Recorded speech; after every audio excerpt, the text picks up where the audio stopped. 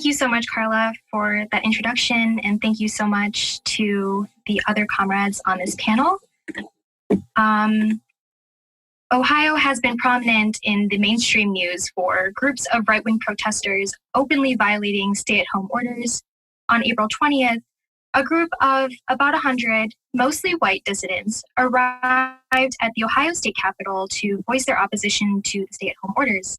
Not a single person was arrested, despite being heavily armed and an obvious violation of large gatherings in public. Meanwhile, Black Ohioans are 4 times more likely to be charged with violating the stay-at-home order than white Ohioans. This racist double standard of enforcement of the stay-at-home order is clearly not about protecting public safety. It is just another excuse for a racist police force to violently control and surveil Black people. Institutional racism that the other comrades on this panel have so brilliantly articulated means that the pandemic response has made communities of color in Ohio even more vulnerable to COVID-19. As of May 12, Black people accounted for 28.9% of COVID cases and 16.7% of COVID deaths in the state, but only make up about 14.3% of the state population. In some counties, these percentages are even higher, yet testing is lower among Ohioans of color when compared to their white counterparts. Ohio is home to world-renowned healthcare and research institutions such as the Cleveland Clinic, which brings in about $8.4 billion in annual revenue. But PPE and antibody testing is scarce even for healthcare professionals, much less civilians. Despite this, Governor DeWine has ordered the reopening of the Ohio economy, including restaurants, beauty parlors, and malls, albeit at a limited capacity. The reopening of these sectors and safety enforcement poses a unique threat to women of color, particularly Black and Latina women who are overrepresented in these industries. In Ohio, Governor DeWine's leadership has been lauded. In fact, his daily briefings have become a meme, wine with DeWine. Far from this benevolent visage, DeWine is an extremist conservative politician who is using this pandemic as an opportunity to further his own ideological agenda.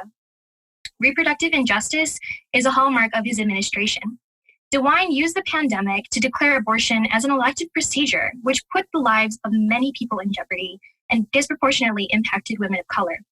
The Party for Socialism and Liberation strongly denounces this disgusting act of political opportunism and blatant attack on women. ICE arrests in Ohio continue on business as usual despite the pandemic, and the situation in Ohio's 4 ICE detention facilities is dire. Ohio already has a long history of human rights violations in its prison and jail systems, and this is something that even the Department of Justice has repeatedly investigated and called for rehabilitation of. The situation under COVID-19 has only exacerbated this crisis. Currently, 39,000 people are in quarantine in Ohio's prison system, and worsening conditions in facilities across the state have been documented by incarcerated people, either themselves posting videos to social media or through the work of campaigns such as Free Them All. Since May 6th, 85 incarcerated people at Marion Correctional Institution have been on a hunger strike to protest the inhumane conditions of their incarceration. The Ohio state government won't do what's needed, but organizers and community members have kept up the pressure. PSL comrades throughout Ohio have been organizing phone zaps that target egregious landlords and property managers. We have been working with numerous community organizations to fight for people's needs and call out injustice.